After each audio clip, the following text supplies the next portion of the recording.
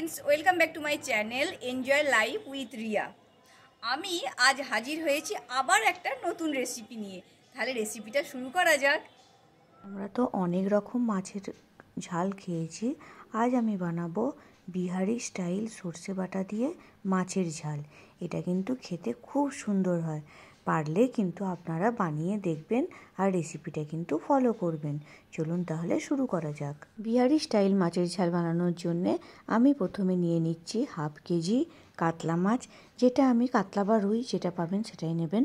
সেটা আমি বড় বড় করে পিস করে নিয়েছি, সেটা আমি ম্যারিনেশন করে রাখছি। নুন আর হলুদ দিয়ে দিচ্ছি অল্প পরিমাণ নুন, ওই হাফ চামচের মতো নুন দিয়ে দিচ্ছি, আর দিয়ে দিচ্ছি 1 চামচ হলুদ গুঁড়ো দিয়ে আমি ভালো করে মাখিয়ে নেবো। এর মধ্যে আমি একটু সর্ষের তেল দিয়ে দিচ্ছি, তার কারণ হচ্ছে হলুদ আর নুনটা খুব ভালো করে একটা কোটিং করে নেয় এর ওপরেতে সর্ষের তেল দিলে মাছ ম্যারিনেশন করার সময়। তো ম্যারিনেশন হয়ে গেছে, এটা আমি 5 মিনিট রেখে দেবো, দিয়ে এগুলো ফ্রাই করে নেব।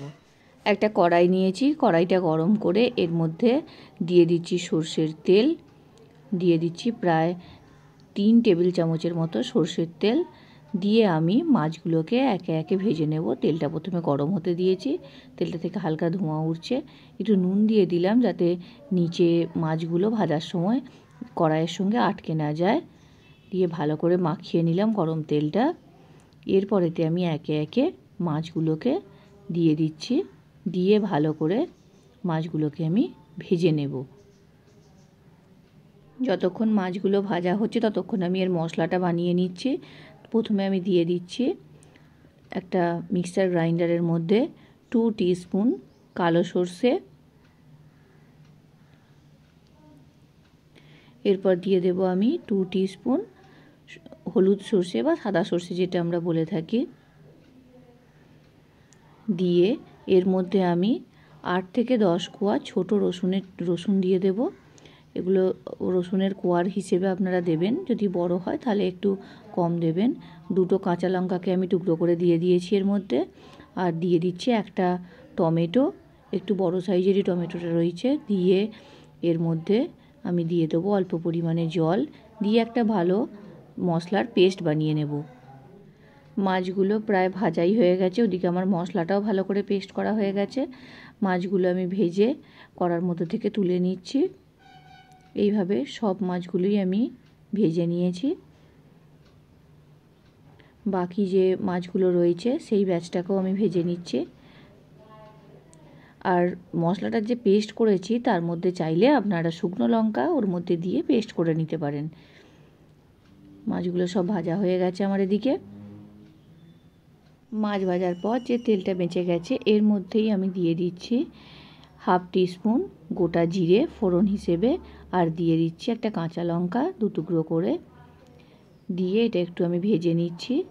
নিয়ে এর মধ্যে আমি এবারে দিয়ে দেব যে মশলার পেস্টটা বানিয়ে রেখেছিলাম, সর্ষের পেস্টটা, সেই পেস্টটা আমি এর মধ্যে দিয়ে দিচ্ছি। দিয়ে ভালো করে মশলাটা কম আঁচেতে ভেজে নেব। প্রায় 3 থেকে 4 মিনিট এটাকে আমি ভাজবো ভালো করে। এই সর্ষের মশলাটা প্রায় ভাজা হয়েই এসছে, সাইড দিয়ে তেল ছাড়তে শুরু করেছে, বেশ শুকনো শুকনো করে ভালো করে কষা হয়ে গেছে। এর মধ্যে আমি দিয়ে দেব সামান্য পরিমাণে একটু জল, নাহলে আবার নিচের থেকে কড়াইয়ের সঙ্গে চিপকে যাবে আর একটু পুড়ে যেতে পারে। তো তাই আমি অল্প একটুখানি জল দিয়ে দিলাম। দিয়ে এর মধ্যে আমি গুঁড়ো মশলাগুলো এবার দিয়ে দেব। প্রথমেই দিয়ে দেব 1 টিস্পুন হলুদের গুঁড়ো। দেওয়ার পরেতে আমি একে একে বাকি মশলাগুলো দিচ্ছি কাশ্মীরি লঙ্কার গুঁড়ো 1 টিস্পুন। আপনারা চাইলে শুকনো লঙ্কার গুঁড়ো যেটা হয় ঝালের জন্য সেটা ইউজ করতে পারেন। আমি ঝাল খাই না খুব একটা বেশি বলে দিইনি। আর দিয়ে দিলাম 1 টিস্পুন ধনে গুঁড়ো, 1 টিস্পুন জিরে গুঁড়ো। দিয়ে এর মধ্যে দিয়ে দেব আমি গোলমরিচের গুঁড়ো, হাফ টিস্পুন দিচ্ছি গোলমরিচের গুঁড়ো। আপনারা চাইলে গোটা গোলমরিচ যখন মশলাটাকে পিসছিলাম তখনই দিয়ে দিতে পারতেন, দিয়ে মশলাটার সঙ্গে বেটে নিতে পারতেন। আর অল্প পরিমাণে দিয়ে দিলাম গরম মশলার গুঁড়ো, একদম 1 পিঞ্চ। দেওয়ার পর আমি এতে দিয়ে দেব পরিমাণ মতো নুন দিয়ে ভালো করে কষবো। কারণ অথেন্টিক রান্নাতে গোটা গোলমরিচের ব্যবহারটাই হয়। গোটা গোলমরিচ মশলার সঙ্গে পিষে আমার গোলমরিচের গুঁড়ো ছিল বলে আমি এর সঙ্গে মিক্স করে নিয়েছি। এটা আমি ভাজতে থাকবো। মিনিট 4-5 কম আঁচেতে কষিয়ে মশলাটাকে নিয়েছি। এর থেকে তেল ছেড়ে এসেছে। এর মধ্যে আমি দিয়ে দিলাম কিছু ধনেপাতার কুচি দিয়ে আমি এখন এটা আরও 1-2 মিনিট কষতে থাকবো, যাতে এটা খুব সুন্দর একটা ফ্লেভার বেরিয়ে আসে ধনেপাতার। এটা কিন্তু খুব ঝাল হয় বিহারি ফিশ কারি। তো এটা প্রচুর অনেকেই ঝালের গুঁড়ো লঙ্কা দিয়ে রান্না করে বা লঙ্কা বেটে দেয়, কিন্তু আমি লঙ্কা খুব একটা পছন্দ করি না বা ঝাল খাই না বলে ঝালের পরিমাণটা একটু কম দিয়েছি। এর মধ্যে আমি দিয়ে দেব জল, প্রায় 2 কাপের মতো জল দেব। মশলাটা প্রায় কষা হয়ে গেছে। এর মধ্যে জল দিয়ে মশলাটাকে ফুটতে দেব, কারণ মাছও বেশ অনেক কটা পিস আছে, যাতে গ্রেভিটা একদম ঘন না হয়ে যায়, কারণ পাতলা একটু গ্রেভি আমি পছন্দ করি। তো 2 কাপের মতো জল দিয়ে দিচ্ছি, প্রায় 400 ml মতো 400 ml মতো দিয়ে এটা মিক্সড করে দিয়ে ফুটতে দিচ্ছি।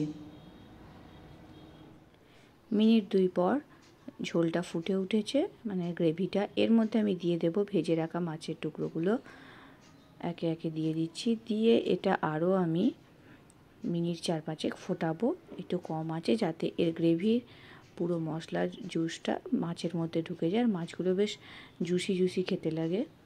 তো এটা আমি কম আঁচেতে ফুটতে দিলাম মিনিট 4-5 মিনিট। মাছগুলো ফুটে উঠেছে। এর মধ্যে আমি এবার দিয়ে দেবো কিছুটা ধনেপাতা কুচো। গ্রেভিটা কিন্তু আপনারা আপনাদের প্রয়োজন মতো রাখবেন। যদি পাতলা খেতে চান একটু পাতলা রাখবেন, যদি গাঢ় করতে চান আর একটু ফুটিয়ে নেবেন। এর ওপর ধনেপাতাগুলোকে দিয়ে আমি গ্যাসটা বন্ধ করে দিচ্ছি। Ready to serve. এটা কিন্তু খেতে খুব ভালো হয়। বাড়িতে অবশ্যই বানাবেন, বানিয়ে জানাবেন কেমন লাগলো। কমেন্ট করতে কিন্তু একদম ভুলবেন না, আর পারলে একটা লাইক করে দেবেন। ধন্যবাদ। কেমন লাগলো রেসিপিটা অবশ্যই কিন্তু কমেন্ট বক্সে কমেন্ট করে জানাবেন। ভিডিওটা ভালো লেগে থাকলে অবশ্যই কিন্তু একটা লাইক করবেন। শেয়ার আর সাবস্ক্রাইব যারা এখনও করেননি তারা কিন্তু সাবস্ক্রাইব প্লিজ একটু করে দেবেন। পাশে থাকার জন্য অসংখ্য ধন্যবাদ।